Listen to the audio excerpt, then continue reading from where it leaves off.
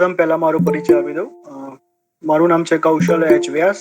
હું પોતે ધનસુરા તાલુકાની નવલપુર પ્રાથમિક શાળામાં ઇંગ્લિશ ટીચર તરીકે ફરજ બજાવું છું અને જિલ્લો છે અરવલ્લી. અને આજનો મારો જિલ્લો પણ છે જેના વિશે માહિતી આપવાની છે. સર, અવાજ આવી રહ્યો છે મારો? હા સર, અવાજ આવે છે કમ્પ્લીટ. ઓકે. તો આજે મારે જે જિલ્લા વિશે માહિતી આપવાની છે એ છે અરવલ્લી. તો હું અહીંયાથી મારી સ્ક્રીન શેર કરું છું સૌપ્રથમ.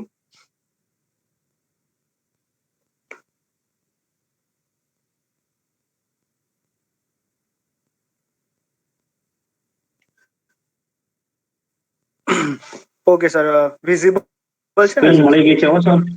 Okay okay sir. ઓકે. તો સૌપ્રથમ અહીંયા એક તમને મેપ દેખાતો હશે, નકશો દેખાતો હશે જે બૃહદ સાબરકાંઠાનો છે. સૌપ્રથમ અહીંયા જોઈએ તો સાબરકાંઠા અને અરવલ્લી બંને ભેગા જિલ્લા હતા. ત્યારબાદ જે અરવલ્લી જિલ્લો છૂટો પડ્યો ત્યારે નીચે પ્રમાણે જે બ્લુ કલરમાં છે એ તમે નકશો જોઈ શકો છો અરવલ્લીનો. હવે અરવલ્લીના વિશે જોઈએ તો અરવલ્લી જિલ્લો ગુજરાત રાજ્યના ઉત્તર ભાગમાં આવેલો જિલ્લો છે. 26 જાન્યુઆરી 2013 રોજ ગુજરાત સરકાર દ્વારા નવા રચવામાં આવેલા 7 જિલ્લાઓમાંનો એક જિલ્લો હતો, જેની રચના રાજ્યના 29મા જિલ્લા તરીકે 15 ઓગસ્ટ 2013 રોજ સાબરકાંઠા જિલ્લાનું વિભાજન કરીને કરાઈ હતી. એટલે કે અરવલ્લી જિલ્લો છે એ સાબરકાંઠામાંથી વિભાજન થઈ અને અલગ બન્યો હતો, જેની 26 જાન્યુઆરી 2013 રોજ એનો રચના કરવામાં આવી હતી અને 15 ઓગસ્ટ 2013 થી અસ્તિત્વમાં આવ્યું હતું, જે રાજ્યના 29મા જિલ્લા તરીકે અસ્તિત્વમાં આવ્યો. અરવલ્લી જિલ્લાનું વહીવટી મથક, મુખ્ય મથક એટલે કે મોડાસા છે. સરહદ જોઈએ તો અરવલ્લી જિલ્લામાં ઉત્તર ભાગે રાજસ્થાન રાજ્યની સરહદ લાગે છે, જે તમે સૌ પરિચિત હશો.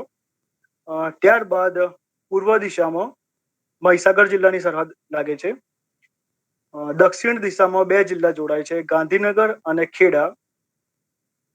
અને ત્યારબાદ પશ્ચિમ ભાગમાં સાબરકાંઠાથી જોડાયેલું છે. આ જિલ્લાનું નામ ગુજરાત અને રાજસ્થાનમાં આવેલી સૌથી પ્રાચીન મનાતી અરવલ્લી પર્વતમાળા પરથી પડ્યું છે. અરવલ્લીની આરાસુર પર્વતમાળા ની શાખા બનાસકાંઠા જિલ્લાના દાંતા અને અરવલ્લી જિલ્લાના મોડાસા અને શામળાજી પ્રદેશમાંથી પસાર થાય છે.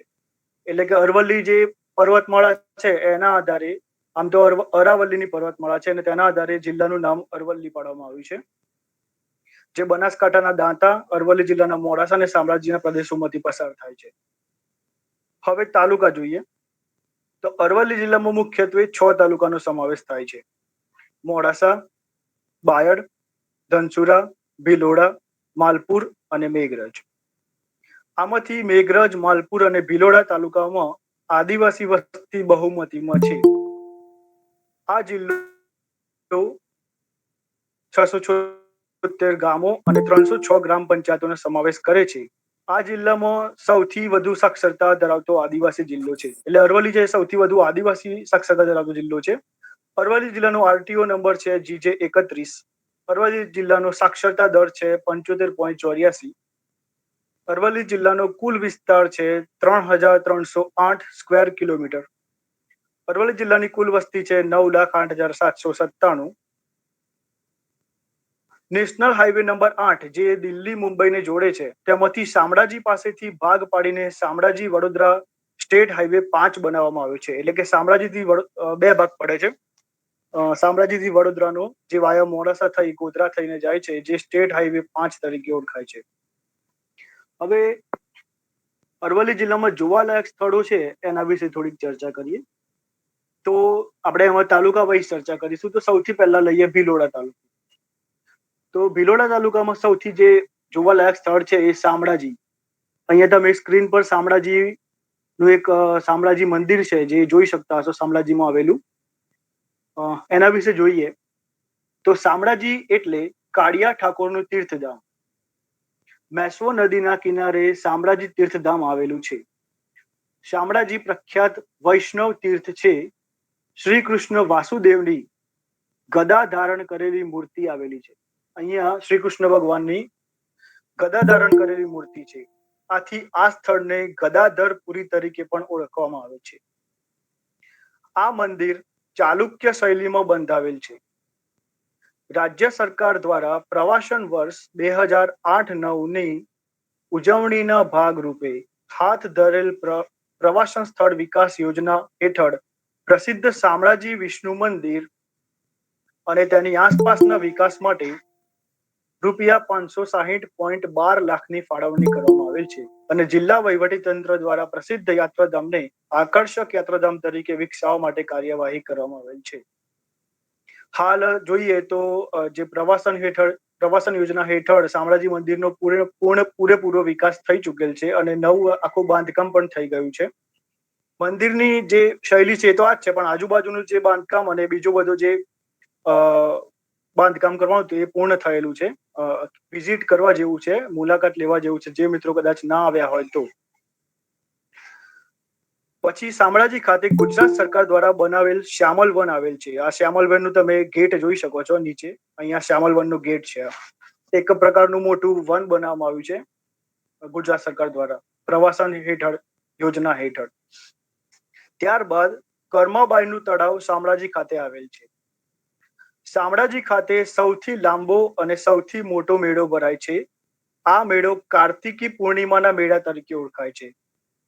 મેળાનું નામ કદાચ ક્યાંક પરીક્ષામાં પૂછાય કે ભાઈ સૌથી લાંબો અને સૌથી મોટો મેળો કયા નામે ઓળખાય છે, તો કે કાર્તિકી પૂર્ણિમાનો મેળો છે, જે કાર્તિકી પૂર્ણિમાથી એટલે કે દેવ દિવાળીથી શરૂ કરીને 21 દિવસ સુધી ચાલે છે.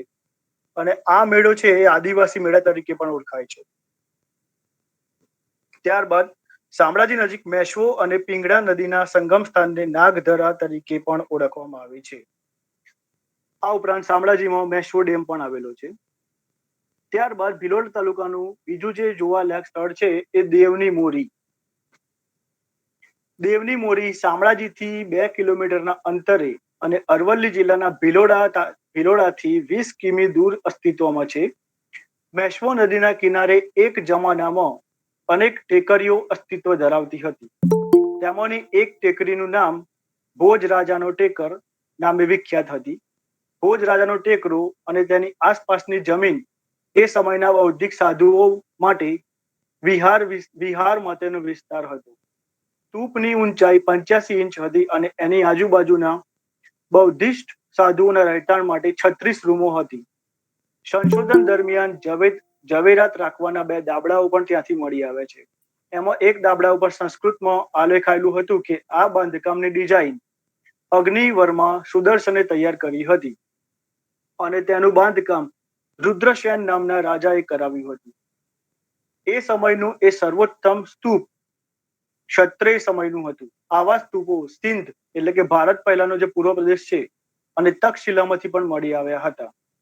સ્તૂપની આજુબાજુમાં બૌદ્ધિસ્ટ વખતની 272 લોખંડની વસ્તુઓ મળી આવી છે, જે 3જી સદીનું હોવાનું માનવામાં આવે છે. અહીંથી એ સમયના માટીના વાસણો, ચિત્ર ધરાવતા પથ્થરો વગેરે પ્રાપ્ત થયા હતા. દેવની મોરી એક બૌદ્ધ પુરાતત્વીય સ્થળ છે. ક્ષત્રપ કાળમાં દેવની મોરી ખાતે બૌદ્ધ ધર્મના લોકો રહેતા હતા. તે 3જી કે 4થી સદીના અથવા તો લગભગ 400ના સમયગાળાનું સ્થળ છે. તેનું સ્થાન ગુજરાતના વિસ્તારમાં વેપારી માર્ગો અને વણઝારા સાથે સંકળાયેલું હતું. ખોદકામમાં સૌથી નીચલા સ્તરમાં 8મી સદીના પહેલાની બૌદ્ધ કલાકૃતિઓ મળી આવી છે. મધ્ય સ્તરમાં ગુર્જર પ્રતિહાર સમયગાળાની બૌદ્ધ અને હિન્દુ પ્રભાવની મિશ્ર કલાકૃતિઓ જોવા મળી છે, જ્યારે સૌથી ઉપરના સ્થળે મુસ્લિમ પ્રભાવ ધરાવતા 14મી સદીના વાસણો મળી આવેલ છે. આ સ્થળનું ખોદકામ 1960 થી 1963 વચ્ચે કરવામાં આવ્યું હતું. મેશ્વો નદીના પર બાંધવામાં આવેલા જળાશયના પાણીથી આ સ્થળનું પૂરગ્રસ્ત બન્યું હતું. એટલે કે આ દેવની મોરી છે ને એ બૌદ્ધ ધર્મ માટેનું એક સ્થળ છે અને હમણાં જ શામળાજી જોડે દેવની મોરીનું પણ પ્રવાસન વિકાસધામ તરીકે એને પણ વિકસાવવામાં મોદી સાહેબે જાહેરાત કરી હતી. દેવની મોરીના કેટલાક ચિત્રો જોઈ શકો છો. આ સ્તૂપ છે, પછી અહીંયા એ વખતના સિક્કાઓ છે અને આ કેટલીક પ્રતિમાઓ છે બુદ્ધ ભગવાનની. આ બધું ત્યાંથી મળી આવ્યું છે. ત્યારબાદ ત્રીજા સ્થળમાં જઈએ તો જૂના ભવનાથ મંદિર. આ સ્થળ એટલા માટે લઉં છું કે આ બધા એક હિસ્ટોરિકલ પ્લેસીસ છે જે વર્ષો જૂના ત્યાં અસ્તિત્વ ધરાવે છે. જૂના ભવનાથ મંદિર ભારત દેશના પશ્ચિમ ભાગમાં આવેલા ગુજરાત રાજ્યના પૂર્વ ભાગમાં આવેલા અરવલ્લી જિલ્લામાં આવેલા ભિલોડા તાલુકામાં આવેલા મઉ ગામ ખાતે આવેલું એક પ્રાચીન મંદિર છે. તાલુકા મથક ભિલોડાથી આશરે 6 કિલોમીટર જેટલા અંતરે આવેલું આ સ્થળ લગભગ 1300 વર્ષ જૂનું હોવાનો આધાર શિલાલેખ પરથી મળે છે. ભવનાથનું નામ ભૃગુકુંડના લીધે જાણીતું છે. આ કુંડની માટીથી સ્નાન કરવાથી કોઢનો રોગ મટે છે એવી સ્થાનિક માન્યતા છે. આ સ્થળ પર મહાદેવનું મંદિર તથા ભૃગુ ઋષિના પુત્ર પવન ઋષિનું મંદિર પણ આવેલ છે. આ સ્થળ હાથમતી નદી પરના બંધના તટ ઉપર અને ડુંગરોની વચ્ચે રમણીય સ્થાન પર આવેલું છે. શ્રાવણ માસના છેલ્લા સોમવારે તેમજ શિવરાત્રીના દિવસે અહીંયા મેળો ભરાય છે અને મેળામાં મોટી સંખ્યામાં લોકો આવે છે. આ પણ એક સરસ જોવા જેવું સ્થળ છે. આજુબાજુ આખો હાથમતી નદીનો વિસ્તાર છે અને વચ્ચે સરસ મજાનું મંદિર અને ભૃગુ ઋષિના પુત્ર અવન ઋષિનું પણ મંદિર ત્યાં આવેલું છે અને ભૃગુ કુંડ પણ ત્યાં આવેલું છે. ત્યારબાદ ચર્ચા કરીએ તો બામણા ગામની. બામણા ગામ જ્યારે સાબરકાંઠા જિલ્લો બૃહદ હતો ત્યારે સાબરકાંઠામાં આવતું હતું. ત્યારબાદ અરવલ્લી જિલ્લો અલગ બનતા હવે ભિલોડા તાલુકામાં લાગે છે. બામણા ભિલોડા તાલુકામાં આવેલ ગામ છે જે જ્ઞાનપીઠ પુરસ્કાર વિજેતા શ્રી ઉમાશંકર જોશીનું જન્મસ્થાન છે. તેઓ ગુજરાતના બામણા ગામે 21 જુલાઈ 1911 એટલે કે અષાઢ વદ 10 વિક્રમ સંવત 1967 ના દિવસે જન્મ્યા હતા. ઉમાશંકર જોશી ગુજરાતી સાહિત્યના જાણીતા કવિ અને લેખક હતા. તેઓ એને 1967માં ભારતીય તથા ખાસ કરીને ગુજરાતી સાહિત્યમાં તેમના ઉમદા પ્રદાન માટે જ્ઞાનપીઠ પુરસ્કારથી સન્માનિત કરવામાં આવ્યા હતા. તેમના જીવન ઉપર રવિન્દ્રનાથ ટાગોર અને મહાત્મા ગાંધીની ભારે અસર હતી. તેઓ ગાંધી યુગના પ્રધાન સાહિત્યકાર હતા. તેઓએ સાહિત્યના અનેક ક્ષેત્રોમાં ખેડાણ કર્યું છે. તેમને વાસુકી અને શ્રવણના ઉપનામથી પણ ઓળખવામાં આવે છે. એટલે કે પરીક્ષામાં ઘણી વખત પૂછાતું હોય છે કે ભાઈ ઉમાશંકર જોશીનું ઉપનામ કયું છે, તો વાસુકી અને શ્રવણ. એમના એવોર્ડની જોઈ લઈએ જોડે જોડે તો જ્ઞાનપીઠ પુરસ્કાર એમને 1967માં મળ્યો હતો. ત્યારબાદ રણજીતરામ સુવર્ણચંદ્રક મળ્યું છે 1939માં. પછી નર્મદ સુવર્ણચંદ્રક મળ્યો છે 1947માં. ઉમા સ્નેહ રસની પારિતોષિક 1963 અને સોવિયત લેન્ડ નહેરુ એવોર્ડ 1973. તો આટલા એવોર્ડ ઉમાશંકર જોશીને મળેલા છે. ત્યારબાદ ભિલોડામાં બીજું જોઈએ તો કીર્તિ સ્તંભ સાથેનું જૈનોનું મંદિર મહત્વનું યાત્રાધામ ભિલોડા ખાતે આવેલું છે. ભિલોડા તાલુકાના ફતેપુર ખાતે હાથમતી નદી પર હાથમતી ડેમ આવેલ છે અને ભિલોડા ખાતે કિશનગઢ ચિંતામણી દેરાસર આવેલું છે. પછી ત્યારબાદ ભિલોડા તાલુકામાં અનેક પ્રવાસન ધામ છે. ટોડા ધામ તરીકે ઓળખાય છે. તો એના વિશે જોઈએ તો ઉત્તર ગુજરાતના અરવલ્લી જિલ્લાના ભિલોડા તાલુકાના ટોડા ગામમાં સદગુરુ શ્રી ગોપાળાનંદ સ્વામીજીની જન્મભૂમિ આવેલ છે. એટલે કે ટોડા ગામ છે એ ગોપાળાનંદ સ્વામીનું જન્મભૂમિ છે. આ ગામમાં શ્રી નરનારાયણ દેવના તાંબાનું સ્વામિનારાયણ ભગવાનનું શિખરબંધ મંદિર આવેલ છે. સ્વામિનારાયણ ભગવાનનો છપૈયામાં જન્મ થયો ત્યારે સદગુરુ ગોપાળાનંદ સ્વામીએ આ સભા મંડપના મંદિરમાં બિરાજમાન ગોપાલલાલજી હરિકૃષ્ણ મહારાજની મૂર્તિ આગળ ભગવાનના જન્મની ખુશાલીમાં ગોળ વહેંચેલ. તેથી અહીં ગોળની માન્યતા રાખવામાં આવેલ છે. બધા ત્યાં ભક્તો આવી અને ગોળ ધરાવવાની ભગવાનને બાધા રાખે છે તમારા વજનના પ્રમાણસર. એટલે તમે કોઈ બાધા રાખી હોય અને પૂર્ણ થાય તો તમારું જેટલું વજન હોય ત્યાં એટલો ગોળ ધરાવવાનો હોય છે. અને સદગુરુ ગોપાળાનંદ સ્વામી બધા મુમુક્ષુઓની મનોકામના ચોક્કસ પૂરી કરે છે અને સુખ્યા કરે છે એવી ત્યાં માન્યતા છે. હવે ગોપાળાનંદ સ્વામીનું થોડીક એના વિશે ચર્ચા લઈ લઉં તો એમનું મૂળ નામ હતું ખુશાલ ભટ્ટ. અને કોઈ જો જાણતું હોય તો કહેશો કે એમને કયા મંદિરમાં ભગવાનની મૂર્તિની સ્થાપના કરી હતી, કઈ જગ્યાએ? બહુ પ્રખ્યાત મંદિર છે સાળંગપુર મંદિર. સરસ. સાળંગપુરમાં જે હનુમાનજી ભગવાનનું મંદિર છે એની એ મૂર્તિની સ્થાપના ગોપાળાનંદ સ્વામીએ કરી હતી. અને જોડે જોડે એ પણ કીધું કે ગોપાળાનંદ સ્વામીનું જે સમાધિ સ્થળ છે એ ગોંડલ ખાતે આવેલ સ્વામિનારાયણ મંદિરમાં આવેલું છે. જોડે બીજું આના વિશે થોડી એ પણ હિસ્ટ્રી છે કે શામળાજીથી શ્રી કૃષ્ણ ભગવાન છે એ દરરોજ ટોડા ધામ ખાતે ગોપાળાનંદ સ્વામી ભગવાન જોડે બપોર મંદિરના દ્વાર બંધ થાય એટલે રમવા જતા રહે ને પાછા સાંજે ખુલવાના સમય પાછા આવી જતા. એટલે ભગવાનની એ રીતનું આખું ત્યાં ભગવાન ગોપાળાનંદ સ્વામી ભગવાનનું ત્યાં ઘર છે. એ ઘરમાં આ રીતનું બધું બતાવેલ છે. એમનો જૂના જૂના ચિત્રો, પછી ત્યારબાદ જે ગુફામાં થઈને ભગવાન રમવા આવતા હતા એ ગુફા પણ ત્યાં બતાવેલી છે હાલ. એટલે આ પણ એક જોવાલાયક સ્થળ છે. તો આ હતી ભિલોડા તાલુકા વિશેમાં જે જોવાલાયક સ્થળો છે એના વિશેની ચર્ચા. હવે જોઈએ મોડાસા તાલુકો. એમાં સૌથી પહેલા મોડાસા પ્રોપર વિશે જોઈએ. તો મોડાસા માજુમ નદીના કિનારે આવેલ શહેર છે, જેનું પ્રાચીન નામ મોહડકવાસ છે. 15મી સદીના કવિ કાન્હડે પ્રબંધમાં રાજા બત્તડનું મહુડાસું એવો ઉલ્લેખ કરેલ છે. એટલે કે 15મી સદીમાં કાન્હડે પ્રબંધમાં રાજા બત્તડનું મહુડાસું એવો ઉલ્લેખ કરવામાં આવેલ છે, જેને આજે મોડાસા તરીકે ઓળખવામાં આવે છે. મોડાસામાં સલ્તનત કાળ એટલે કે મુસ્લિમ શાસન સમયના હજીરા અને દરગાહો આવેલી છે. મોડાસા માજુમ નદીના કિનારે આવેલ શહેર છે. મોડાસામાં હીરુ વાવ અને વણઝારી વાવ આવેલી છે. એટલે કદાચ ક્યાંક પ્રશ્ન પૂછાય કે ભાઈ હીરુ વાવ અને વણઝારી વાવ, તો એ મોડાસામાં છે. મોડાસા પાસે દધાલિયા ગામની પાસે ટેકરી પર એક કકરાઈ માતાજીનું મંદિર પણ આવેલ છે, જે ફરવાલાયક સ્થળ છે. મોડાસા પાસે માજુમ નદીના કિનારે ગેબી નામે ઓળખાતા એક સ્થળે એક સતીનો પાડિયો પણ આવેલ છે. અને મોડાસા ખાતે માજુમ નદી પર માજુમ ડેમ પણ આવેલ છે. હવે મોડાસાની આજુબાજુ જે જોવાલાયક સ્થળો છે એના વિશે તો સૌથી પહેલું છે બાજકોટ. બાજકોટ મોડાસા તાલુકામાં આવેલ છે, જ્યાં પ્રસિદ્ધ દેવરાજ મંદિર આવેલ છે. આ મંદિર ખાતે સંત કવિ દેવાયત પંડિતની સમાધિ આવેલ છે. દેવાયત પંડિત ગુજરાતના એક સંત કવિ હતા.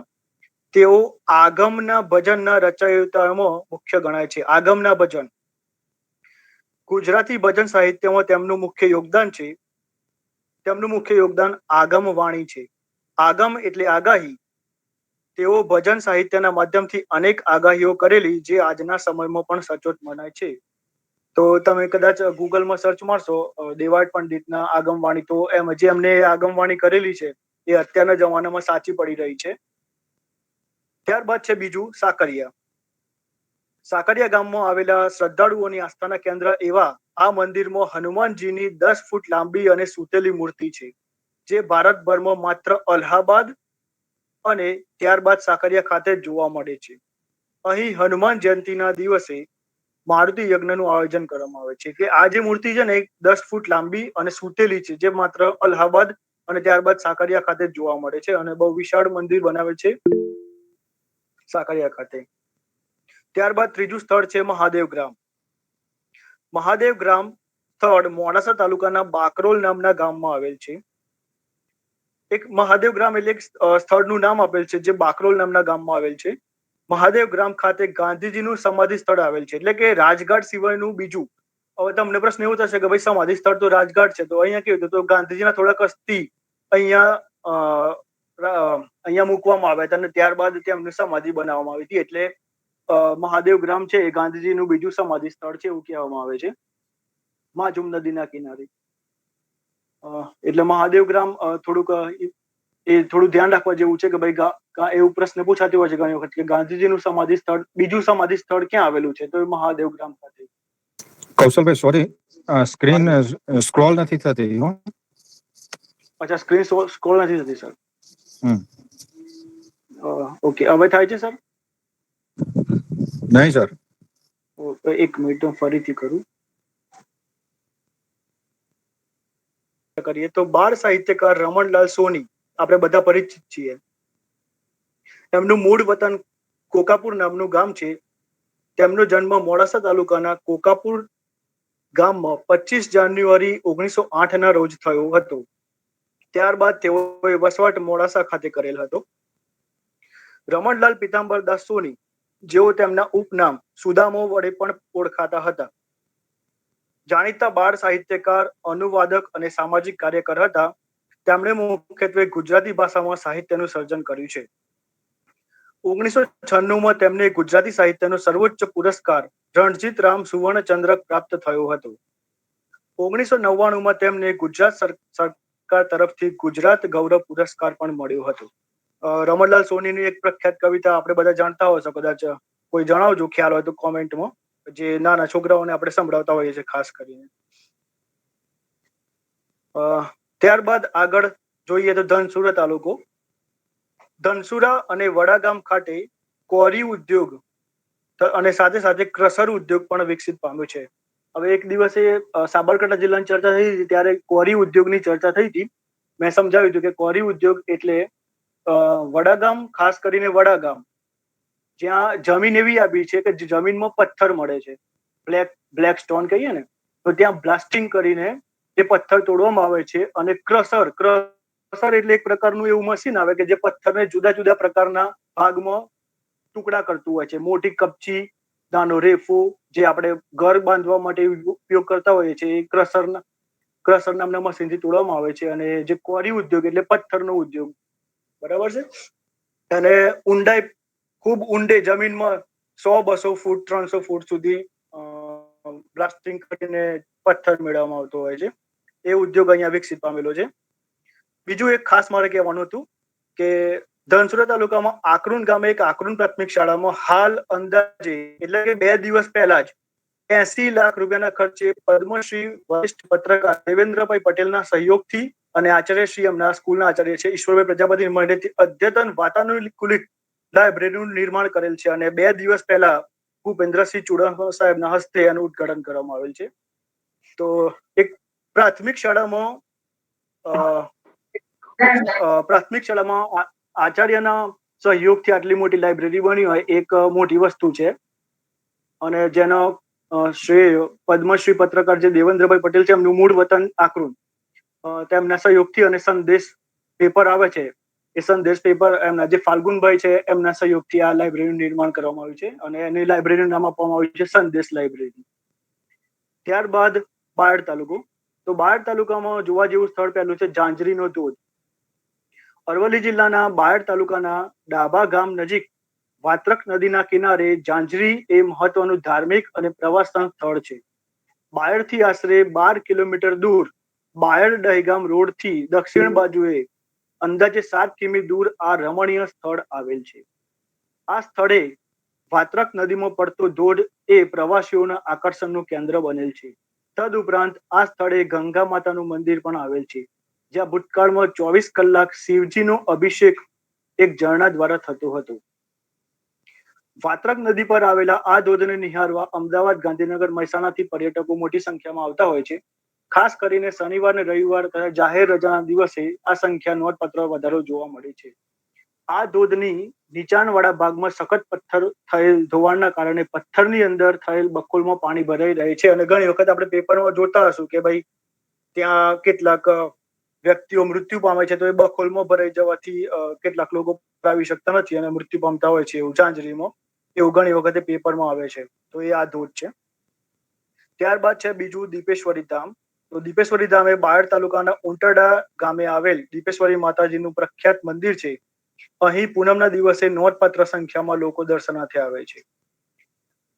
પછી જે જોવાનું છે આંબલિયારા રજવાડું. તો આંબલિયારા રજવાડું એ આંબલિયારા નામનું એક ગામ છે. ત્યાં પહેલા આંબલિયારા સ્ટેટ હતું એટલે રજવાડું હતું.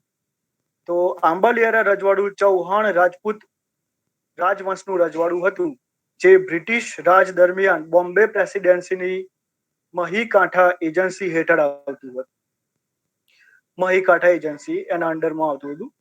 આંબલિયારા રજવાડાની સ્થાપના ઈસવીસન 1619ની આસપાસ ઠાકોર સાહેબ કૃષ્ણદાસસિંહજી દ્વારા કરવામાં આવી હતી, જેઓ જાલોરની રાણી પોપદેવીના વંશજ હતા. રાજ્યના શાસકો સોનગરા ચૌહાણ રાજપૂત કુળના હતા. આંબલિયારા રજવાડાના શાસકો ઠાકોર સાહેબ શ્રી માન તરીકે ઓળખાતા હતા. હાલ તે વિસ્તાર ગુજરાતના અરવલ્લી જિલ્લાના આંબલિયારા ગામમાં છે. એટલે કે આંબલિયારા ગામમાં આ વિસ્તાર આવેલો છે. એ પહેલા આંબલિયારા રજવાડા તરીકે ઓળખાતો હતો. પછી છે માલપુર.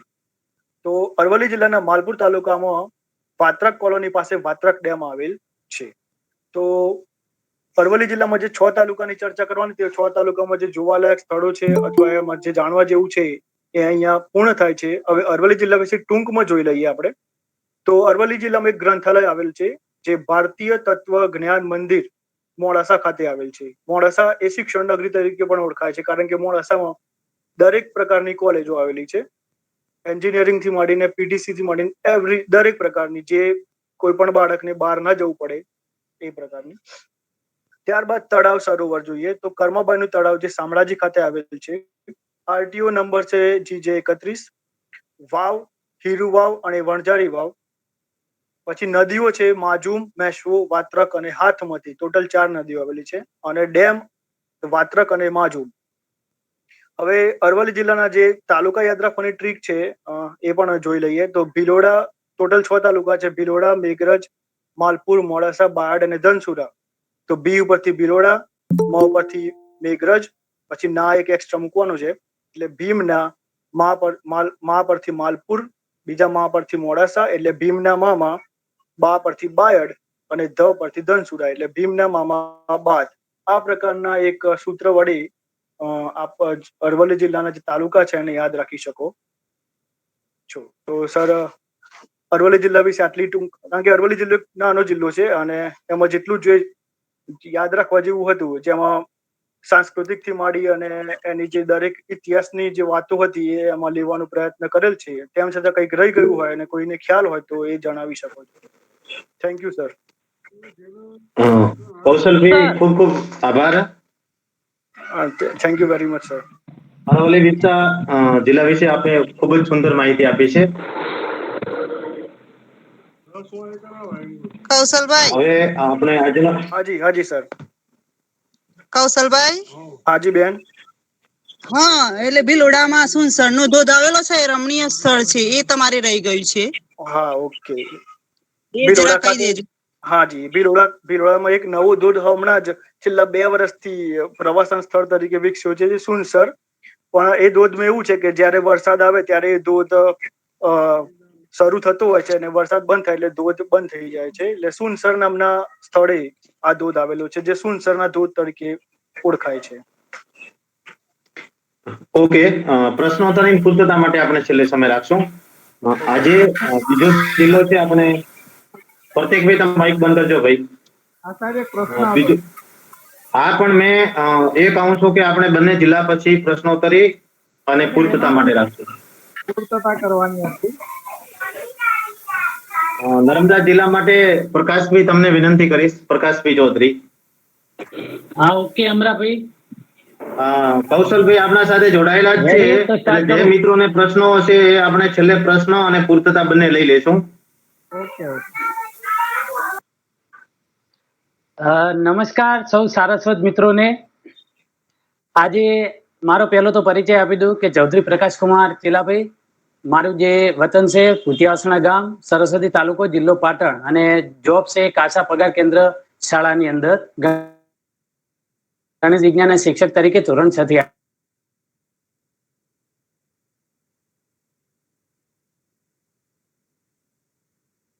જિલ્લાની જે વાત કરી તો કૌશલભાઈને ખૂબ ખૂબ અભિનંદન, ખૂબ સરસ રજૂઆત કરી. પણ ઘણા શિક્ષકો મારા જેવા હોય કે ચાલુ લેક્ચર હોય એટલે ઊંઘ વાળા હોય, તો એવા હુઈ ગયા હોય તો એને આપણે જગાડીશું પહેલા શરૂઆત. તો પહેલા તો તમારે મારી સાધમાં સાથ પુરાવાનો છે. બોલો નર્મદા મૈયા કી જય. જય જય. હવે આપણે શરૂઆત કરીએ નર્મદા જિલ્લાની. તો જે નર્મદા જિલ્લો છે, કાલે પાટણ જિલ્લાની વાત થઈ હતી, તો એમાં જે પાટણ જિલ્લાની જે સ્થાપના હતી તો 2 ઓક્ટોબર 1997 ની વાત છે. અને કેટલીક જગ્યાએ 2000 ની સાલ પણ લખાય છે, તો એનું કન્ફ્યુઝન પણ આપણે અહીંયા દૂર કરી દઈશું. તો રાજપીપળા જે નર્મદા જે જિલ્લો છે એની જે સ્થાપના છે તો શંકરસિંહ વાઘેલાએ કરી હતી, એ સમયના મુખ્યમંત્રી. તો શંકરસિંહ વાઘેલાએ એ સમયે જે જિલ્લાઓની રચના કરી છે, જે જાહેરાત કરી હતી, તો એમાં 6 જિલ્લાઓની જાહેરાત કરી છે. બરોબર. એમાં આપણે 5 જિલ્લાઓ તો જાણીએ છીએ કે દાન ન આપો એ રીતે. દા એટલે કે દાહોદ, ન એટલે નવસારી, આ ન એટલે નર્મદા, આ એટલે આણંદ, ઓ એટલે પોરબંદર. હવે તમે આના આરટીઓ નંબર જોશો તો નર્મદાનો 22 છે, નવસારીનો 21, દાહોદનો 20, અહીં આણંદનો છે 23 અને પોરબંદરનો છે 25. તો એનો થયો કે અહીંયા 24 નંબરનો આરટીઓ મિસ થાય છે. તો એ 24 નંબરનો જે છે એ પાટણ છે, એટલે કે એ 2 ઓક્ટોબર 1997 ના રોજ શંકરસિંહ બાપુએ 6 જિલ્લાની જાહેરાત કરી હતી. એ સમયે પણ એ સમયે પાટણને આપણે કેમ ધ્યાનમાં નથી લેતા, તો પાટણનો જે વહીવટ છે એ સમયે મહેસાણા જિલ્લા દ્વારા થતો હતો, અને પાટણનો જે વહીવટ છે એ ક્યારે છૂટો પડ્યો, તો 2000ની સાલની અંદર. ત્યારે મુખ્યમંત્રી કેશુબાપા હતા, એટલે એમણે એ આખું સદંતર થોડી ક્વેરી હતી કે કારણ કે બનાસકાંઠામાંથી રાધનપુર ને એ બધા લેવાના હતા, એટલે થોડું કન્ફ્યુઝન વાળું હતું. એટલે છેલ્લે 2000ની અંદર એ સંપૂર્ણપણે એની કચેરીનું બધું વિભાજન થયું હતું. એટલે આપણે મોટા ભાગે આ તારીખ આપણને જોવા મળતી હોય છે, પણ ઓથેન્ટિક જે જિલ્લા પંચાયતની જે છે વેબસાઇટ, એના ઉપર 1997 છે પાટણની રચનાની. તો એ સમય જ્યારે નર્મદા જિલ્લાની જ્યારે રચના થઈ, તો નર્મદા જિલ્લાની અંદર એ સમયે 4 તાલુકાઓની જ રચના થઈ. તો એમાં વડોદરા જિલ્લો જે હતો એમાંથી તિલકવાડા, ભરૂચમાંથી રાજપીપળા, ડેડિયાપાડા અને સાગબારા, આ 3 તાલુકાઓ એમ કરીને 4 તાલુકાઓની રચના કરવામાં આવી હતી. 5મો તાલુકો ક્યારે રચાયો, તો એની વાત કરી દઈએ કે 5મો તાલુકો જે ગરુડેશ્વર છે, એ ગરુડેશ્વરની રચના થઈ. પણ ક્યારે, કે આમાંથી 299માંથી 17 બાદ કરી દઉં, બરોબર, એટલે 299 દૂર કર્યા, તો આમાં 17 ઉમેરો એટલે કેટલા આવશે? 2014. ઓક્ટોબર મહિનો એટલે 10 છે, 10 ને 2 12, એટલે 12મો મહિનો. અને આ જે 17 ઉમેર્યા એમાંથી એક ઓછા કરું એટલે 16મી ડિસેમ્બર. એટલે 16 ડિસેમ્બર 2014 ના રોજ રાજપીપળા જે તાલુકો હતો એમાંથી ગરુડેશ્વર તાલુકો અલગ પાડ્યો. એટલે કે 5મો તાલુકો ક્યારે નિર્માણ થયું છે, તો કે 16 ડિસેમ્બર 2014 ના રોજ. હવે આ જે નર્મદા જિલ્લાનો જે નકશો દોર્યો છે, નકશો મેં મારી રીતે દોર્યો, એટલે કદાચ સંપૂર્ણ સાચો ન પણ હોય, બરોબર, કારણ કે હું ચિત્રકાર નથી, બરોબર. તો નર્મદા જિલ્લાની જે અડધી સરહદો છે એની વાત કરીએ તો એમાં છોટા ઉદેપુર, વડોદરા જિલ્લો. હવે વડોદરાથી આપણે આગળ જઈએ હાઈવે ઉપર, તો કયો જિલ્લો આવે? ભરૂચ જિલ્લો આવે. ત્યાંથી આગળ સુરત, અને સુરતની બાજુમાં તાપી. તો કે 5 જિલ્લાઓની સરહદ અડે છે. એ સિવાય એક રાજ્યની એટલે કે મહારાષ્ટ્રની સરહદ અડે છે. હવે નર્મદા જિલ્લાની જુદી જુદી દિશાઓમાં કયા કયા આવેલા છે, તો એની ઉત્તર દિશામાં વડોદરા આવેલું છે. પૂર્વની અંદર 2 સ્થળ લખાય છે, કે છોટા ઉદેપુરનો નસવાડી તાલુકો અને મહારાષ્ટ્ર રાજ્યનો ધુળિયા જિલ્લો, બરોબર. એ જિલ્લાની સરહદ પૂર્વ તરીકે ઓળખાય છે. દક્ષિણની અંદર સુરત જિલ્લાની સરહદ, એટલે કે દક્ષિણમાં સુરત જિલ્લો છે, અને પશ્ચિમમાં ભરૂચ જિલ્લો આવેલો છે. તો આ વાત થઈ એની સરહદની અને તાલુકાઓની અને એની રચનાની. હવે એનો વિસ્તાર કેટલો છે એની વાત કરી લઈએ. હવે એના જે જિલ્લાઓની રચના થઈ એ પ્રમાણે આપણે યાદ રાખવું હોય તો એક સરળ સૂત્ર છે કે ગાંધી જયંતીએ શંકરસિંહ બાપુને દાન ન આપો, બરોબર. એટલે ગાંધી જયંતિ એટલે કે 2 ઓક્ટોબર 1997, દાન ન આપો. દાહોદ, નવસારી, નર્મદા, આણંદ, પોરબંદર, પણ એ સમયે પાટણનો પણ ઉલ્લેખ છે, બરોબર. એટલે પાટણની ગઈકાલે આપણે જોયું હતું કે 2 ઓક્ટોબર 1997 ના દિવસે રચના થયેલી છે. હવે આનું ક્ષેત્રફળ કેટલું છે નર્મદાનું, તો 2755 ચોરસ કિલોમીટર.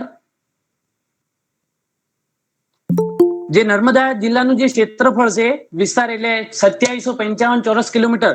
હવે અહીંયા એક પ્રશ્ન હું તમને ગણિતની ભાષામાં કરું તો 1 ચોરસ કિલોમીટર એટલે કેટલા ચોરસ મીટર? ખ્યાલ હોય તો જવાબ આપજો, કોમેન્ટ કરજો. 1 ચોરસ કિલોમીટર એટલે કેટલા ચોરસ મીટર? હું જરા કોમેન્ટ પણ જોઈ લઉં એટલે મને પણ ખ્યાલ આવે.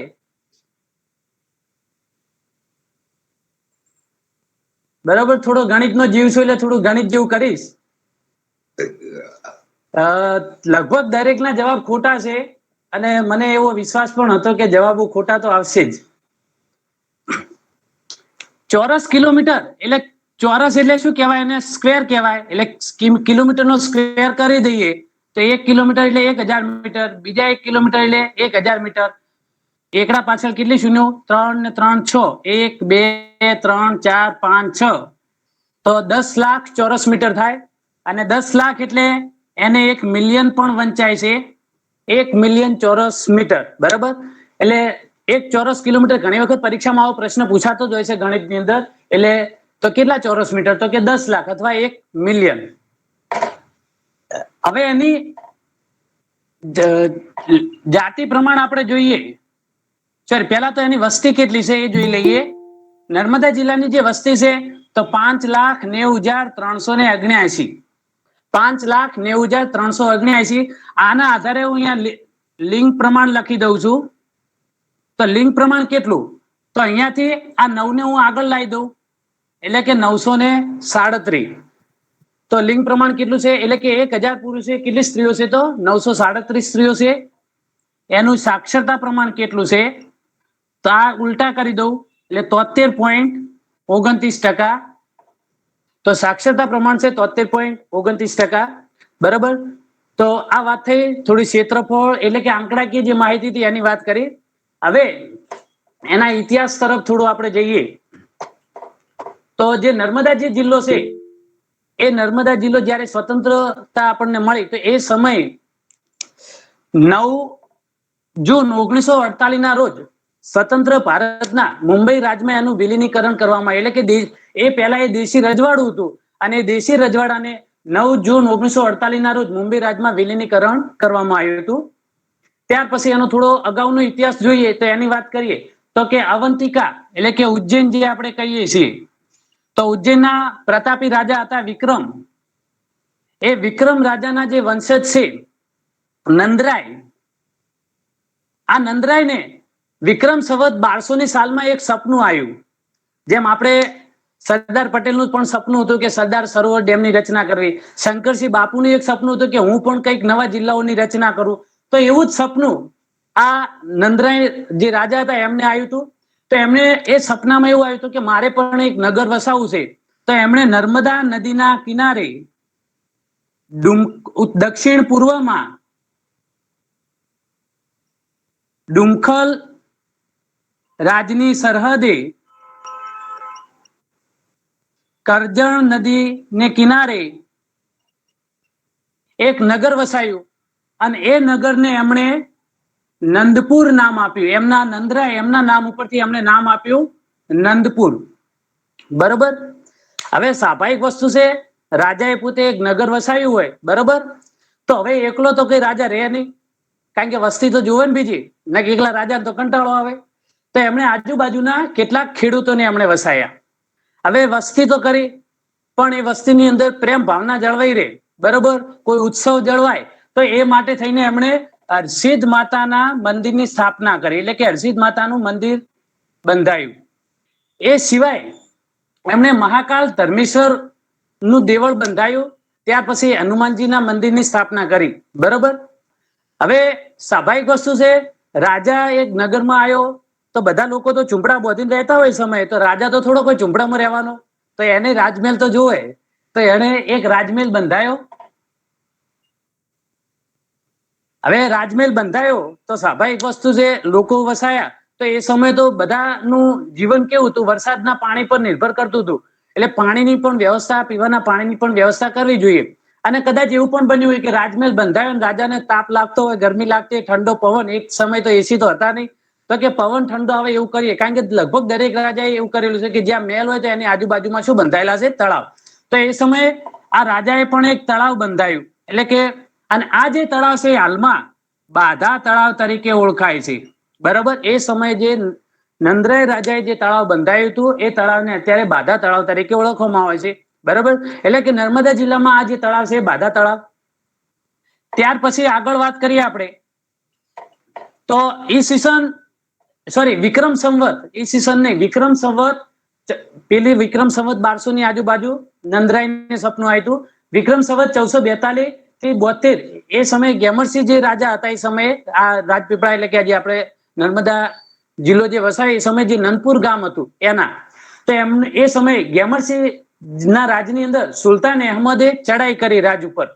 અને ચડાઈ કર્યા બાદ એમણે નર્મદા નદીને કિનારે જે નંદકેશ્વર જે મહાદેવનું મંદિર હતું એ મંદિરને આ જે સુલતાન અહેમદે હતું તોડી નાખ્યું. તોડી નાખીને ત્યાં એને શું બનાવ્યું? કબ્રસ્તાન બનાવ્યું. અને ત્યારબાદ ત્યાંથી એટલે કે એ સમયથી ત્યાં મુસલમાનોનો વસવાટ શરૂ થયો. ત્યાર પછી આગળ વાત કરીએ તો વિક્રમ સંવત 1495 વિજયપાલજીએ જે રાજા હતા એમણે આ જે નંદરાય જે નંદપુર નામ આપેલું હતું એ નંદપુરનું નામ બદલીને નાંદોદ નામ કાપ્યું. એમણે કયું નામ આપ્યું? નાંદોદ નામ આપ્યું. અને એ સમયે એમણે ભીલ લોકોનો વસવાટ કર્યો એટલે કે એ વસ્તી વધારી અને વૈદ્યનાથ મહાદેવ અને હનુમાનજી મંદિરની સ્થાપના એમણે કરી હતી. એ સમયે ગણેશ ભગવાનના મંદિરની પણ ત્યાં સ્થાપના કરી હતી, જે વૈદ્યનાથ મહાદેવની સ્થાપના કરી ત્યાં. અને આ જે હનુમાનજી મંદિરની સ્થાપના કરી તો ત્યારથી જે ભીલ લોકો એમને પોતાના હનુમાનજીને પોતાના ઈષ્ટદેવ તરીકે ઓળખે છે અને આજે પણ તેઓ લગ્ન પ્રસંગે તેમની પૂજા કરે છે. ત્યાર પછી આગળ વિક્રમ સંવત 1485 થી 1514 સુલતાન અહમદે ફરીથી આ જે નંદપુર છે એટલે કે નાંદોદ છે એના પર ફરીથી ચડાઈ કરી, પરંતુ શેરને માથે સવા શેર હોય, કઈ દર વખતે કોઈ ગેમરસિંહ તો રાજ કરતા ના હોય, બરોબર. તો એ સમયે રાજા હરિસિંહજી હતા, બરોબર. તો એ રાજા હરિસિંહજી આ સુલતાન અહમદને હરાવી દો, એને હરાવીને મારી નાખ્યો, બરોબર. એટલે ત્યાંથી એનું તો પત્તું પૂરું થઈ ગયું. પણ હરિસિંહજીએ શું કર્યું? તો આ નાંદોદ થી 10 માઇલ આશરે 10 માઇલ દૂર એક રાજપીપળાની એટલે કે સ્થાપના કરી, એટલે નવું રાજધાની બનાવી ત્યાં નાંદોદ થી. અને આ જે નાંદોદ છે અત્યારે હાલમાં જે વાત કરીએ છીએ નાંદોદ થી 10 માઇલ દૂર, તો એ જૂના રાજ તરીકે ઓળખાય છે. રાજપીપળાની અંદર એ જૂના રાજ તરીકે શહેર ઓળખાય છે. વિક્રમ સંવત 1514 ની આજુબાજુ પૃથ્વીરાજજી પહેલાએ ત્યાં વસતા જે વસાવા છે, વસાવા જાતિના લોકો, એમના હાથે રાજ તિલક કરાવ્યું હતું. અને આ રાજ તિલક કરાયા બાદ એમણે એવો ઠરાવ પસાર કર્યો, એટલે કે આરઆર કર્યા, બરોબર, આપણી ભાષામાં. એટલે કે ઠરાવ પસાર કર્યો કે હવે આ જે વસાવામાં જે પુરુષો એમના હાથે જ રાજ તિલક કરાવવું. આવો એમણે ઠરાવ પસાર કર્યો, જે હાલમાં પણ એ ઠરાવ ચાલુ છે, કોર્ટ પણ બદલી નથી, બરોબર, મારી ભાષામાં કહું.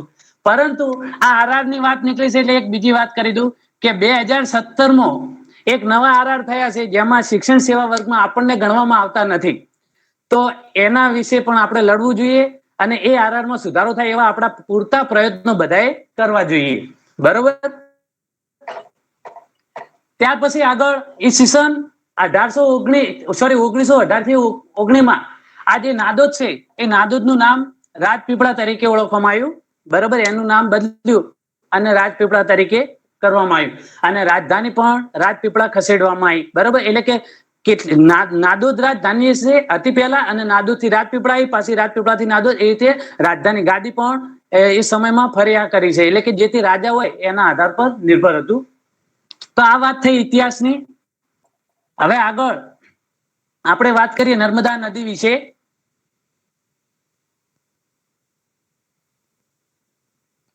તો જે નર્મદા નદી જે છે એ નર્મદા નદી અમરકંટક માંથી નીકળે છે. છત્તીસગઢના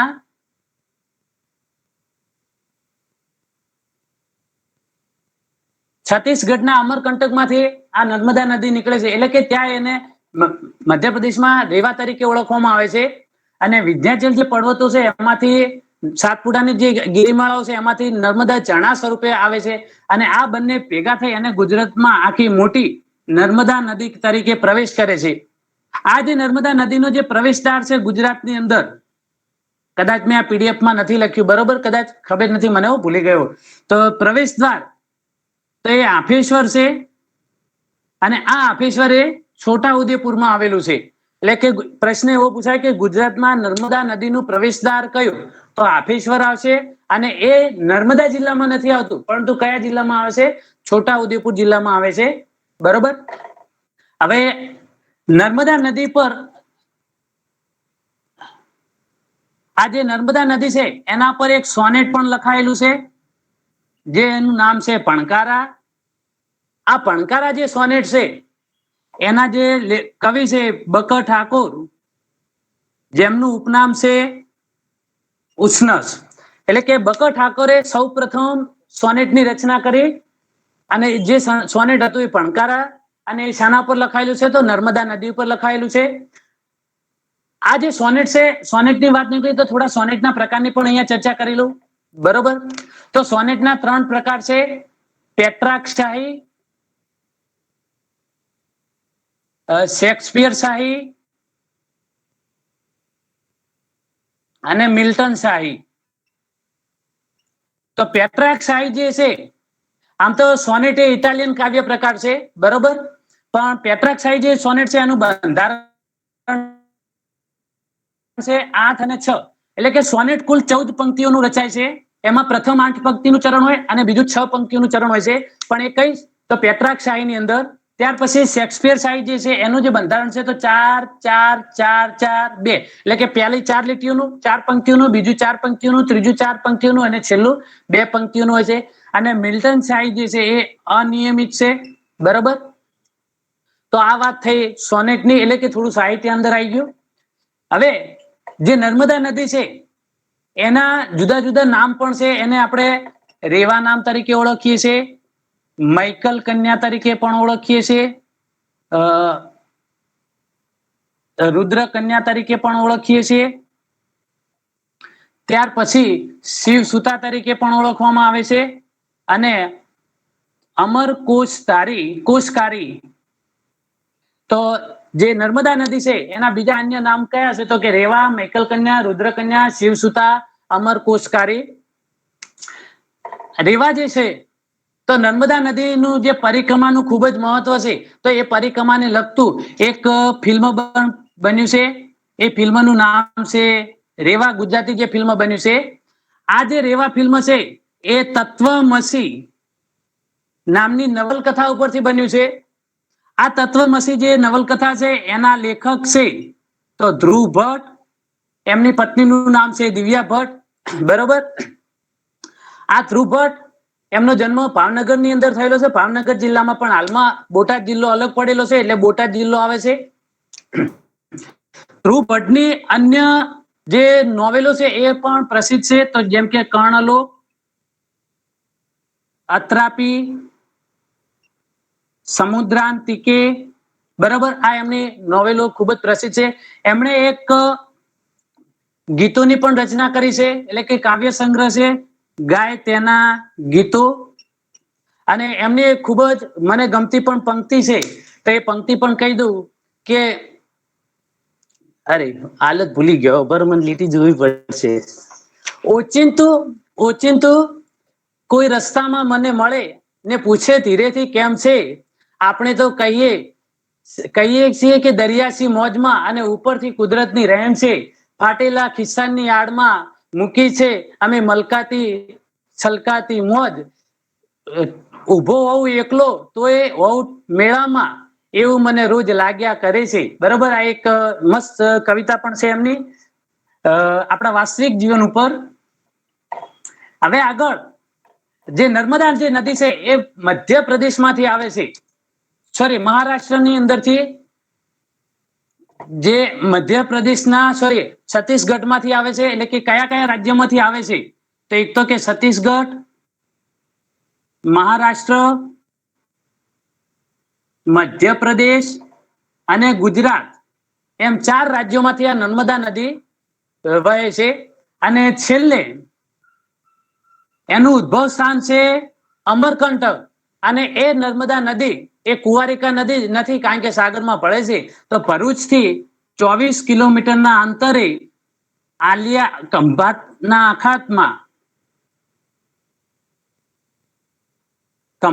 અખાતમાં આલિયા બેટ, ત્યાં નર્મદા નદી શું થાય છે, સાગરમાં ભળી જાય છે. આ નર્મદા નદી પર મહારાષ્ટ્ર કે મધ્યપ્રદેશ એ મને ખ્યાલ,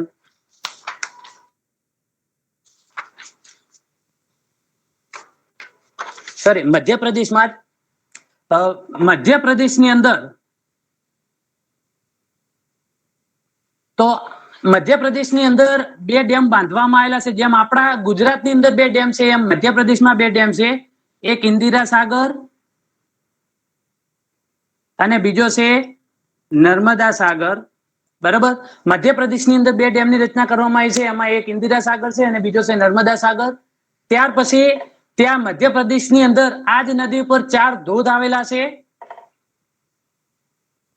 આ 4 ધોધમાં એક કપિલ ધારા,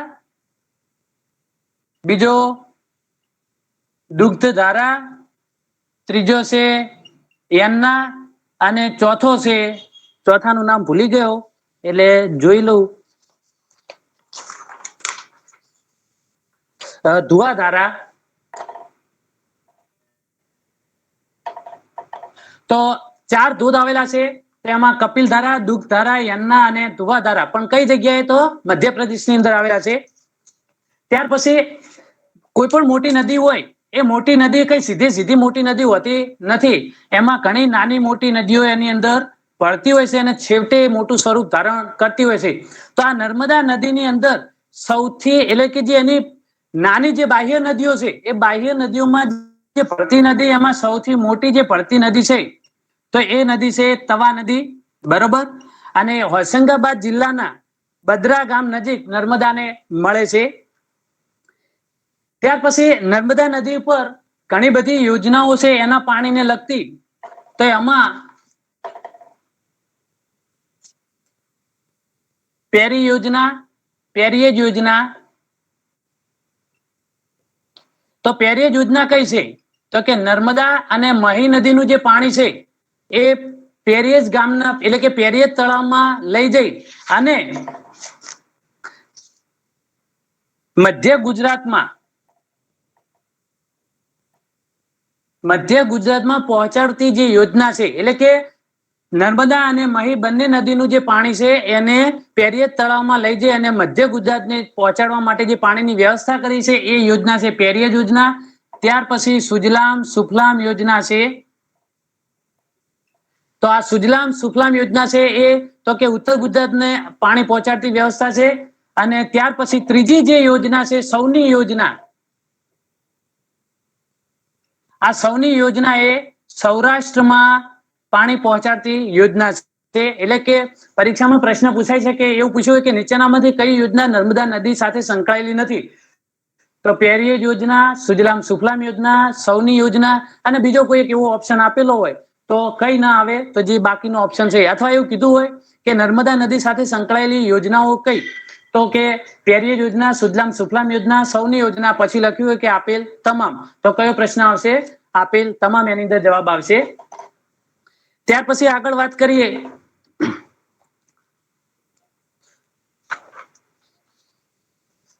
તો નર્મદા નદી પર જે મેં વાત કરી હતી કે જે રેવા ફિલ્મ બની છે તો એ ધ્રુવ ભટ્ટની, પણ આ રેવા ફિલ્મને કેટલાક એવોર્ડ પણ મળેલા છે.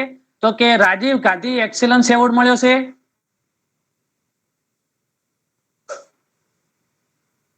ત્યાર પછી 66માં નેશનલ ફેસ્ટિવલમાં બેસ્ટ ફિલ્મ ફેસ્ટિવલનો એટલે કે બેસ્ટ ફિલ્મનો એવોર્ડ પણ મળ્યો છે. અને એ દરમિયાન તો જે આ ફિલ્મોને પ્રોત્સાહન આપતી જે નીતિ છે 2016ની, એ અંતર્ગત હેઠળ હાલના આપણા જે મુખ્યમંત્રી વિજયભાઈ રૂપાણી છે એમણે આ ફિલ્મને 1 કરોડનું પુરસ્કાર જાહેર કર્યું હતું. એટલે કે 1 કરોડ પુરસ્કાર આપવાનો જે ઘોષણા કરી હતી. આપ્યું કે નથી આપ્યું ખબર નથી. બરાબર. ત્યાર પછી એવી જે એક હેલ્લારો ફિલ્મ હતી, એ હેલ્લારો ફિલ્મ પણ બેસ્ટ નોમિનેશન ફિલ્મની અંદર નોમિનેશન થઈ હતી. તો એ દરમિયાન પણ એને પુરસ્કાર 2 કરોડ રૂપિયાનો પુરસ્કાર આ વિજયભાઈ રૂપાણીએ જાહેર કર્યું હતું. એટલે માની લો કે રેવા પૂછાય તો 1 કરોડ આવશે અને હેલ્લારો આવશે તો 2 કરોડ આવશે. એટલે આંકડા પણ યાદ રાખવા જરૂરી છે. ત્યાર પછી આગળ વાત કરીએ હવે સરદાર નર્મદા નદીની કુલ લંબાઈ. તો નર્મદા જે નદી છે એની કુલ લંબાઈ છે 1312 કિલોમીટર. અને ગુજરાતમાં જે એની લંબાઈ છે તો 160 કિલોમીટર. નર્મદા નદીની આખી ટોટલ લંબાઈ છે 1312 કિલોમીટર. કેટલીક વખત અહીંયા 1310 પણ ક્યાંક લખેલું હોય છે, એટલે મેં બંને શબ્દો વાંચેલા જોયા હતા. અને ગુજરાત છે, આપણા ગુજરાતની અંદર એની નદીની લંબાઈ કેટલી? તો 160 કિલોમીટર છે. નર્મદા નદીની પરિક્રમાનું અનોખું મહત્વ છે. આ નર્મદા નદીના કિનારે પાડ ભૂતનો મેળો ભરાય છે. પણ આ પાડ ભૂતનો મેળો કયા જિલ્લામાં આવે? તો ભરૂચ જિલ્લામાં આવે. પણ નર્મદા નદીના કિનારે, એટલે નર્મદા નદીની વાત કરીએ છીએ એટલે કહું છું ઉલ્લેખ કે પાડ ભૂતનો મેળો એ નર્મદા નદીના કિનારે ભરાય છે. પણ ભરૂચ જિલ્લામાં પાડભૂત સ્થળે આ મેળો ભારતમાં સૌથી લાંબા અંતરે આવતો મેળો છે. સૌથી લાંબા અંતરે આવતો મેળો કયો? તો ભાડભૂતનો, પણ એક પ્રકારનો કુંભ મેળો છે જે દર 18 વર્ષે ભરાય છે. કેટલા વર્ષે ભરાય છે? દર 18 વર્ષે. એટલે કે આટલું સૌથી લાંબો અંતરાળે જે ભરાતો મેળો છે એ કયો છે? તો ભાડભૂતનો મેળો છે. તો આ વાત થઈ નર્મદા નદીની. ત્યાર પછી સરદાર સરોવરની વાત કરીએ હવે. તો સરદાર સરોવર યોજના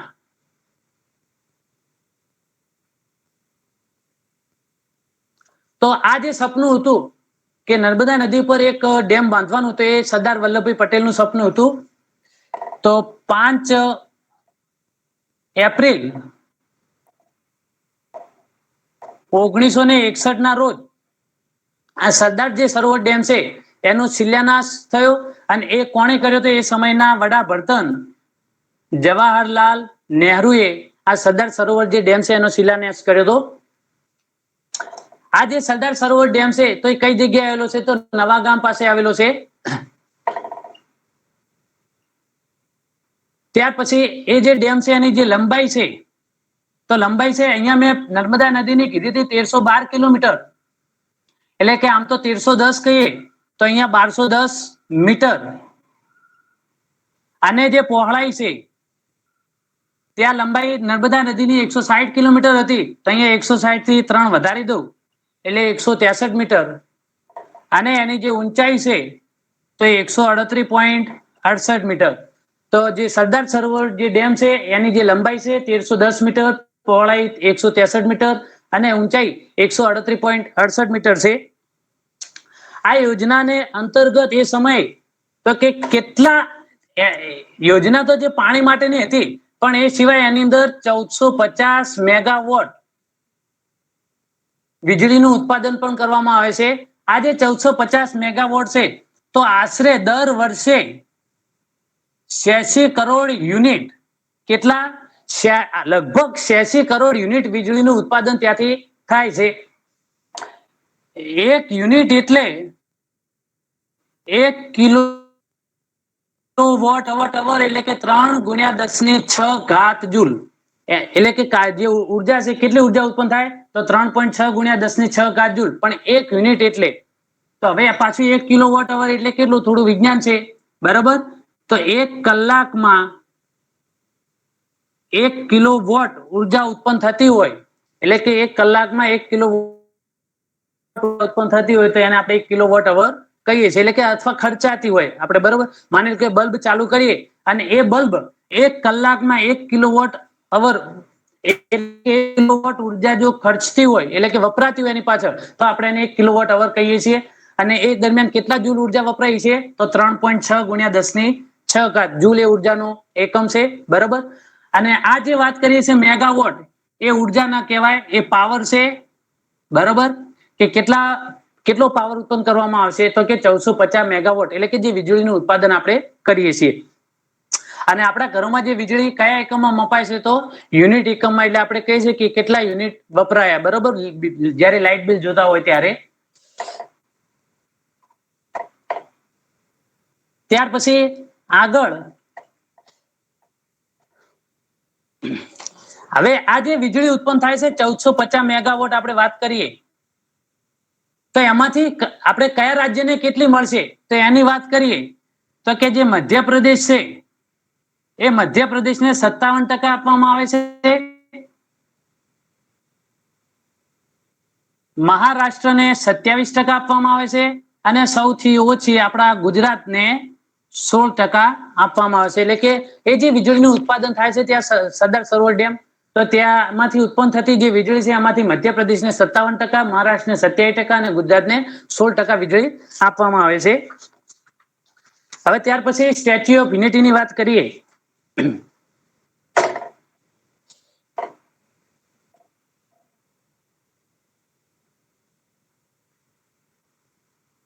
તો સ્ટેચ્યુ ઓફ યુનિટી એ એક પ્રતિમા છે. તો કોની છે? તો કે સરદાર વલ્લભભાઈ પટેલની છે, બરાબર?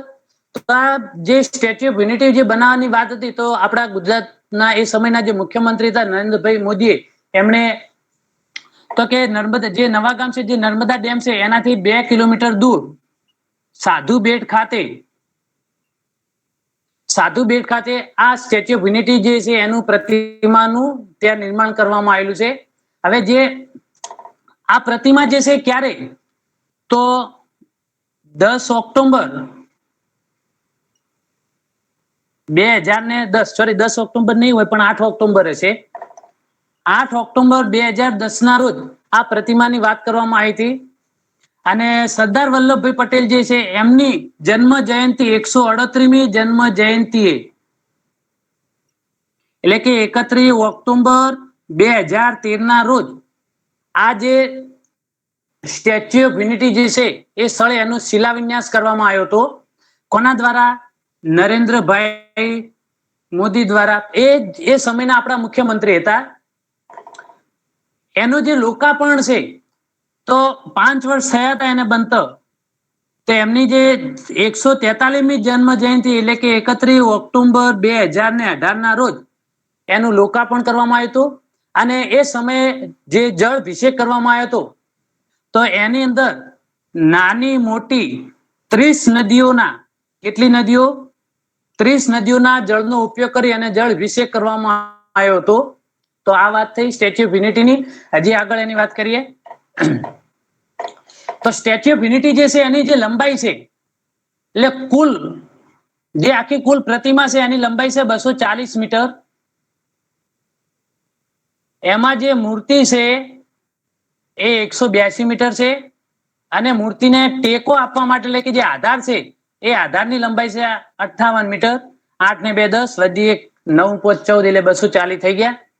આ 182 મીટરની શા માટે બનાવવી એની પાછળનું એક કારણ છે તો કે આપણા વિધાનસભાની જે બેઠકો છે, વિધાનસભાની બેઠકો કેટલી છે? 182 બેઠકો છે.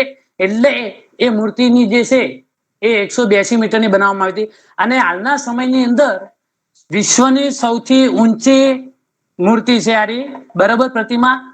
અને અમેરિકાના જે સ્ટેચ્યુ ઓફ લિબર્ટી છે, સ્ટેચ્યુ ઓફ લિબર્ટીની ઊંચાઈ છે 93 મીટર, એનાથી લગભગ બમણી. અને રિયો ડી જાનેરોના એક ત્યાં પણ એક પ્રતિમા છે, બરોબર, બહુ પ્રખ્યાત, ધ ક્રાઇસ્ટર્સ, એ આખું નામ નથી પણ પીડીએફ માં મેં લખેલું છે, મને આખું નામ યાદ નથી રહ્યું. ધ ક્રાઇસ્ટર્સ કરીને એક છે. તો એ જે સ્ટેચ્યુ છે એના કરતા 5 ગણી આ આપણી સરદાર વલ્લભભાઈ પટેલની મૂર્તિ છે, બરોબર, એટલે કે સ્ટેચ્યુ ઓફ યુનિટી. હવે આ જે સ્ટેચ્યુ ઓફ યુનિટી છે ત્યાં એક વેલી ઓફ ફ્લાવર ઓફ વેલી એટલે કે પર્યટન સ્થળ તરીકે ફ્લાવર ઓફ વેલીનું નિર્માણ કરવામાં આવ્યું છે, જ્યાં ઘણી બધી પ્રજાતિના ફૂલ છોડ ઉછેરવામાં આવ્યા છે. અને હાલમાં કરંટ સાથે સંકળાયેલી વાત પણ કરી દઉં. ત્યાં કયું તળાવ? તો પંચમૂળી તળાવ. પંચમૂળી તળાવ, આ જે પંચમૂળી તળાવ છે એ ત્યાં જ આવેલું છે, સરદાર સરોવર ડેમ નજીક. આ ડેમની અંદર 194 જેટલા મગર હતા. સોરી, આ તળાવમાં 194 જેટલા જે મગર છે. તો હાલમાં પર્યટન સ્થળ થઈ ગયું એટલે લોકોની અવર જવર વધારે થાય એટલે કાં તો મગરોને નુકસાન થાય અથવા મગરો કોઈ માણસને નુકસાન ન કરે, એટલે કે પર્યાવરણ માટે જળવાઈ રહે એ માટે થઈને આ જે પંચમૂલીમાં જે રહેલા જે મગરો છે એ મગરોને કોઈ સુરક્ષિત સ્થળ એટલે કે સુરક્ષિત તળાવ હોય કે નદીઓ એની અંદર ખસેડવાની હાલ કામગીરી ચાલે છે. એટલે કે કદાચ એવું પૂછાય કે સરદાર સરોવર ડેમ નજીક બીજું કયું તળાવ આવેલું છે? આમ તો ત્યાં 3 તળાવ કહેવાય છે, એક સરદાર સરોવર તળાવ, પંચમૂલી તળાવ અને એક બીજું તળાવ છે જેનું મને નામ નથી ખબર, પણ 3 તળાવો છે ત્યાં. તો એ પંચમૂલી તળાવ જે છે એમાં 194 મગર હતા, એને હાલમાં ખસેડવાની કામગીરી ચાલુ છે. હવે આ સ્ટેચ્યુ ઓફ યુનિટીની જે ડિઝાઇન કરી હતી કોણે કરી હતી? તો રામવંત સુતારે કરી હતી. પ્રખ્યાત શિલ્પકાર રામવંત સુતારે, જે મહારાષ્ટ્રના છે. એમને 1999 માં પદ્મશ્રી એવોર્ડ મળેલો છે. પછી 2016 પદ્મ ભૂષણ એવોર્ડ મળેલો છે. 2016 ટાગોર સાંસ્કૃતિક સદભાવના એવોર્ડ મળેલો છે.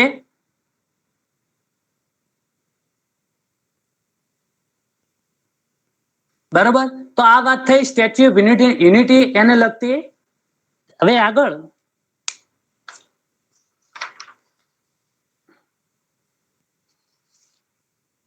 પછી બીજા બે વાક્યો રહી ગયા. એક કે જે સ્ટેચ્યુ ઓફ યુનિટી છે એને 8મી અજાયબી તરીકે જાહેર કરવામાં આવી છે. તો કોણે? તો કે જે શાંઘાઈ કોઓપરેશન ઓર્ગેનાઇઝેશન જે સંસ્થા છે આખી, એના દ્વારા સ્ટેચ્યુ ઓફ યુનિટીને દુનિયાની 8મી અજાયબીમાં સ્થાન આપવામાં આવ્યું છે. અને ટાઈમ મેગેઝિન દ્વારા 2019 ની અંદર જે 100 એટલે કે 100 શ્રેષ્ઠ સ્થળોની પસંદગી કરવામાં આવી, તો એમાં પણ સ્ટેચ્યુ ઓફ યુનિટીની સામેલ કરવામાં આવ્યું છે. અને આ જે સ્ટેચ્યુ ઓફ યુનિટી બનાવનાર જે કંપની હતી ખાસ, તો L&T કંપની એટલે કે લાર્સન એન્ડ ટુબ્રો. તો કઈ કંપનીએ નિર્માણ કરેલું છે? તો L&T કંપનીએ નિર્માણ કરેલું છે.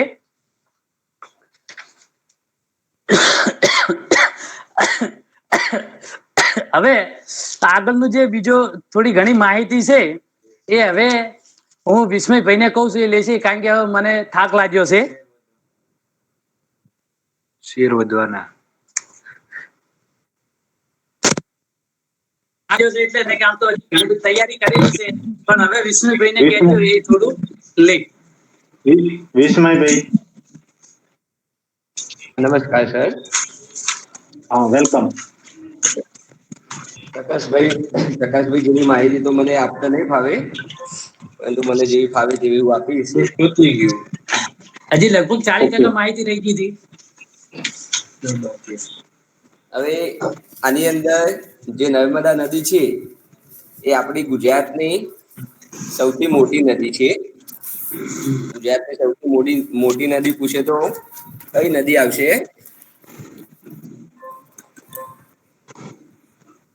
ગુજરાતની સૌથી મોટી નદી જો પૂછાય તો કઈ નદી આવશે? નર્મદા. પરંતુ ગુજરાતની સૌથી લાંબી નદી પૂછાય તો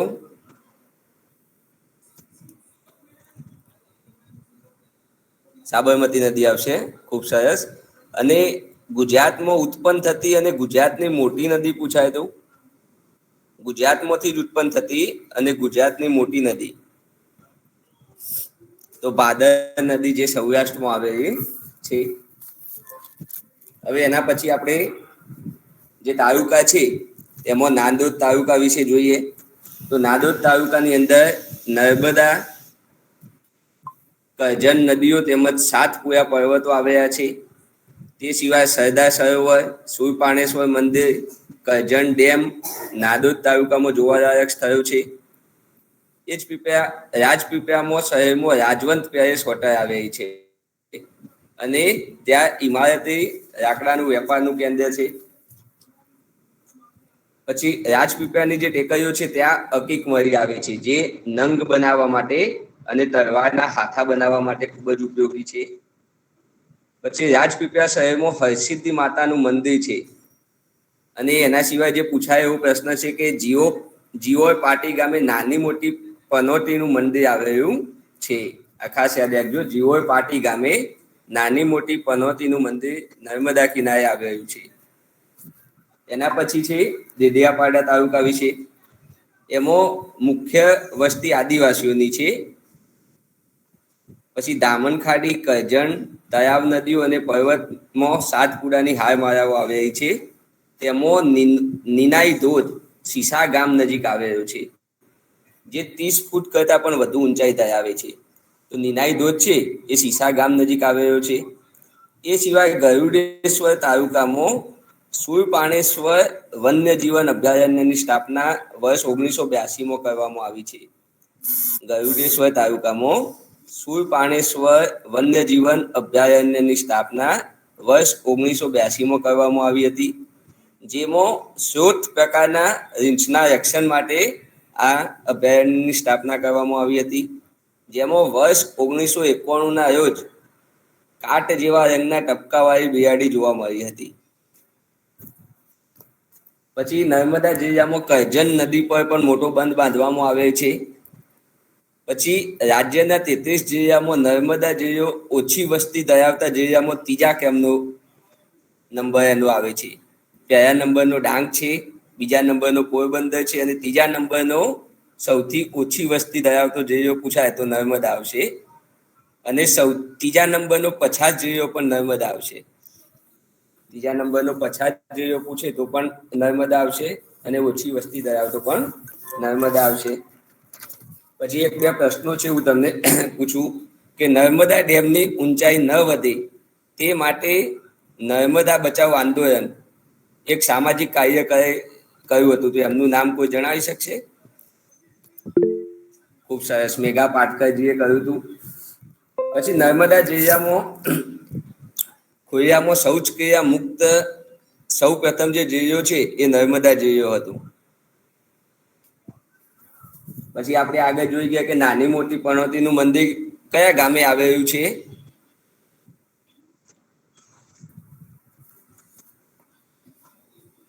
નિનોઈ નહીં, નાની મોટી પનોતી જીઓય ગામ, જીઓય પાટી ગામ. પછી 1000 બારી વાળો મહેલ આવેલો છે ત્યાં, જેનું નામ છે વિજય પેલેસ.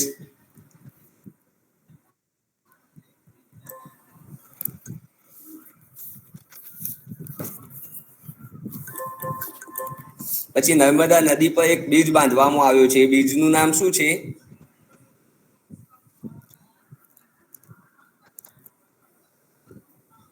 નર્મદા નદી ઉપર એક બ્રિજ બાંધવામાં આવ્યો છે, એ બ્રિજનું નામ ગોલ્ડન બ્રિજ છે. પછી નર્મદા ગુજરાતમાં કયા સ્થળેથી પ્રવેશે છે?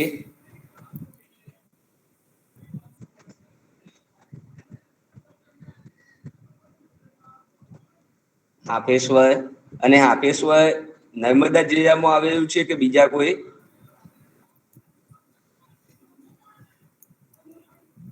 છોટા ઉદેપુર આવશે, ભરૂચ નહીં આવે, છોટા ઉદેપુર. પછી પીસી સાહેબે વાત કરી એ પ્રમાણે નર્મદા જિલ્લો બન્યો તે વખતે 4 જ તાલુકા હતા, પરંતુ 16/12/2014 ના રોજ ગરુડેશ્વર તાલુકો બનાવવામાં આવ્યો હતો. થેન્ક યુ સાહેબ, બસ મારી પાસે આટલી માહિતી હતી.